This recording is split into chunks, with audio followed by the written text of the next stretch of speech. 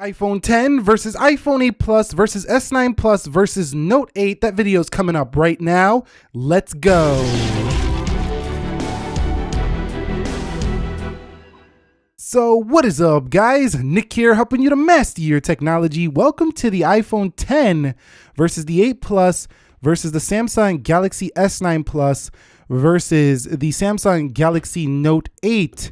Now, the reason I'm doing this video is because I got a question in just yesterday as I was preparing part 3 of the Samsung versus Apple series. This is actually not the same video. We're going to be talking about which one of these to buy right now. A question came in, said, I'm not going to reveal the person's name, but said, currently on an iPhone 6s and searching for a new phone, and I'm having a hard time deciding between the S9 and the iPhone 8. The iPhone 10 is out of my price range. Can you please help me? Give me some advice. So that's where this video spawned, and these are the top offerings from both Apple and Samsung. And instead of me mentioning specs, I'm not going to do that. I have reviews on all of these and videos upon all of these, including the red iPhone 8 Plus, including the Note 8. There's camera stuff. I've done a bunch of comparisons. I will leave a lot of those videos linked in the description if you're looking for more content. But in this one, I'm going to talk about who should buy each one of these phones. Let's get into the first one. Okay, so before we begin with the first phone, the iPhone 10, who should buy this device? I'm going to say that this video is going to be subjective experience. It's based on my use case with all of these and what I've observed and the applications that are best suited for these devices. So first, before we go on more with the 10, remember this iPhone 10 is going to be updated just 2 months from now. So yes, it's going to have a similar design with a similar camera look, maybe a similar hump, maybe a slightly decreased notch, but overall the design philosophy is going to stay the same here for the iPhone 10. So if you're planning on buying one of these, you're going to be investing $1,000 just to have your phone updated in just a month and a half or so here. But some people are like, Nick, I don't care. I'm here to buy an iPhone 10. I need to know, is it worth it over these phones or not? And here we go. Well, the iPhone 10, first of all, if you're into, tech and phones, if you want to change for a long time, you should buy the iPhone 10, especially if you're an iOS user. If you've been looking for change from the Apple side, this definitely represents change. It feels like the future of iOS. And even though it's like 8 or 9 months old already, it still feels very fresh, very modern. It's a very fashionable phone. So if you're into fashion, you're the person who, likes to wear, all the nicest clothes, and you like fashionable items, and you wear you got the Apple Watch going, the iPhone 10 will fit in just perfect with that. Do you want a phone that basically fits in with the crowd? The iPhone 10, everybody knows what it is. It's instantly recognizable. But other than that, you should also buy the iPhone 10 if you want the most powerful iPhone in terms of, just sheer processing performance and, having the best camera on a device. This is definitely the most power you're going to get on an iPhone currently. That's pretty obvious. But of those things, if you find yourself in any one of those things I just said, you should definitely buy the iPhone 10. And one last thing I want to mention, if you're a person who's been really going after maybe trying to find the best fit in your hand, I think the iPhone 10 should be in the running for one of the best fits in the hand with the biggest screen. This thing is comfortable in the hand and has a really large screen for its size. So that's the iPhone 10. If you fell into any of those, little statements I just made, that's what I've experienced, and that's why I think should buy the iPhone 10. Seriously, if you fall into those, you're gonna love the iPhone 10. Next up is the iPhone 8 Plus. Now, this one's not too hard to recommend to these type of people. So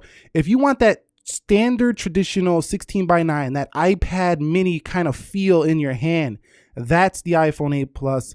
You're going to love this thing. Now, the iPhone 8 Plus, in my experience, the iPhone 10 have been virtually identical in terms of their processing performance, their cameras, and just the phones themselves. It's basically holding just a different design in your hand. If you're a person who really was like, I don't like the Touch ID, over time I've noticed that I really like having that classic Touch ID. And if you're the person who wants the classic Touch ID, you're going to want the iPhone 8 Plus here. If you have a 6 Plus, a 7 Plus, or maybe even a 6S Plus, and you're looking for just a little bit more out of your phone, you want to be up to date, but you don't want to go to these new narrow, skinny phones, the iPhone 8 Plus is going to be for you. And if you're a person who says, you know what, I'm done, I'm not paying $1,000 for a phone, that's not happening, never for me. I mean, I would, because, I like to be on the latest and greatest tech, but if you're the person who's saying, no, I'm just not doing that for a phone, the 8 Plus, I think, is your second best choice you can get from Apple. So if you found yourself in any one of those categories, The iPhone 8 Plus should definitely do the trick, and if you buy the product red, you are supporting HIV and AIDS. Moving on to the Samsung Galaxy S9 Plus. Now, this one has been heavily marketed, all over the place, so I'm pretty sure you recognize Galaxy S9 Plus. They just came out with a gold variant of this phone.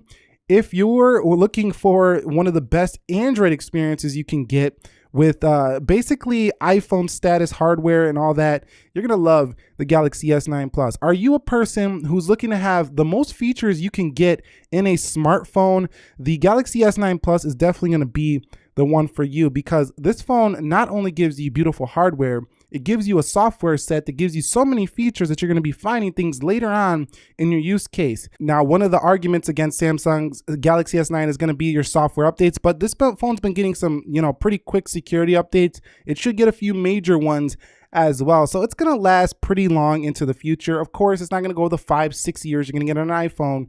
But again, like I've said in my prior videos, these phones are not going to probably run as quick as they do today in 5 years. So more than likely something else is going to come along that you're might want to upgrade to. So the Galaxy S9 just offers so much in one package that if you're looking for a phone with the most feature set in one device, but you don't need an S Pen, the S9 is the phone for you. If you want a fashionable Android phone, I would say that the S9 is definitely up there. They got the lilac, they got the gold, they got the blue color, the black, not so much. But these popping colors, they got lilac this year. They're really shiny and they're fashionable colors, at least if you're going to be on the Android side. Are you a person who's just tired of the Apple experience? You're done with this. You've had enough. It's fun. You'll keep a side iPhone, but you're ready to try something from Android. And you want to go totally anti-Apple. You don't want to stay even similar.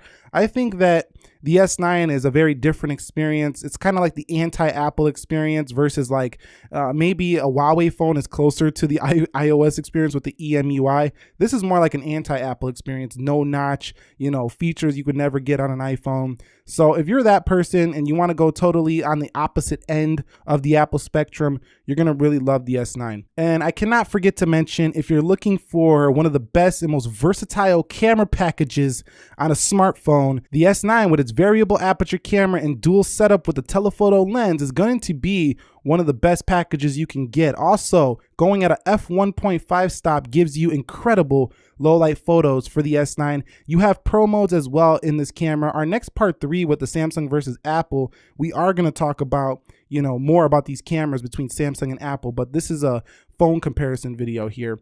That's going to be the S9. People looking for probably the most versatile camera package you can get on a phone. Going on to the Note 8, my favorite personal Samsung series of devices is the Note series due to the addition of the S Pen. Now, a lot of people will say this is unnecessary, you never really use it. Not true. If you're aware and conscientious of the fact that it's there, you will use the S Pen. It's actually very useful in a lot of cases. And once you use it, going back to another phone that doesn't have it is not the greatest experience, because you want to do things, you get used to it. It becomes a habit using it. Now, the Note 8, who should buy this phone? The person who's, doing all their business on their phone, big screen, very large, probably the biggest you can get on any flagship phone. The Note 8's right up there in that category. You're going to want the Note 8. Are you a person who really likes more of a squarish design? You're not into these curvy phones? You're going to like the Note 8. And some people do prefer the squarish design. I mean, Sony does that with their phones. The Note 8's more of a squarish designed phone. Do you want one of the most beautiful displays that a smartphone can offer, and the one that's really going to showcase that with its popping colors?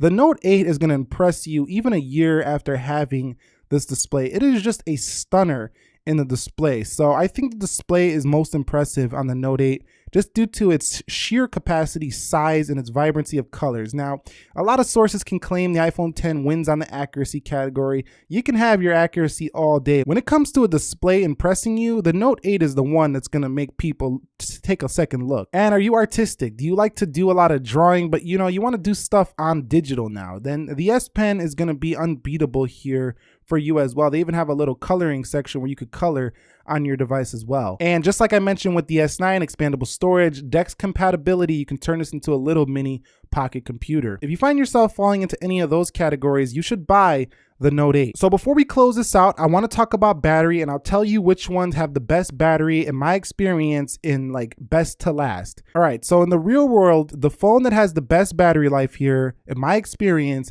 is the iPhone 8 Plus. So if you're looking for the best battery life, I got to mention this in any phone comparison basically that I make. The iPhone 8 Plus is going to be my pick for the best battery life. It's the one that lasted me the longest in my use case. Next up is the Galaxy S9 Plus with the second longest battery life I've seen, getting me through a full day quite easily with the Galaxy S9 Plus. Now, the iPhone 10 is pretty much neck and neck with the S9 Plus, very close. I mean, it's within half an hour or so in minutes. So S9 Plus and iPhone 10 are very close in my experience. So both very good battery life phones as well, but it goes 1, 2, 3, and the Note 8, unfortunately, is the worst of the bunch here in my experience with the battery life, but not bad. It still gets you through most of the day. The fast charging capabilities on the Galaxy series is much better for me than the iPhone series. But other than that, that is iPhone 10 versus iPhone 8 versus Galaxy S9 Plus versus Note 8. The best offerings you can get right now. This is my experience. This is who I think should buy each one of these phones. So I hope that answers your question. The person who commented that, you know, should I get the iPhone 8 Plus or the S9 Plus? I hope that you've seen an area in this video that really, you know, hit the spot for you and made you decide I'm getting an 8 Plus or I'm getting an S9 Plus. But I thought we'd throw in the other two top offerings from Apple and Samsung. So part 3 to the Samsung versus Apple series will be coming later next week. We have T-storms in Chicago right now. We're doing a camera section, so I'm gonna wait till we get a little nicer of a day here and go get some more photo samples with these devices. This is the P20 Pro, if you were wondering.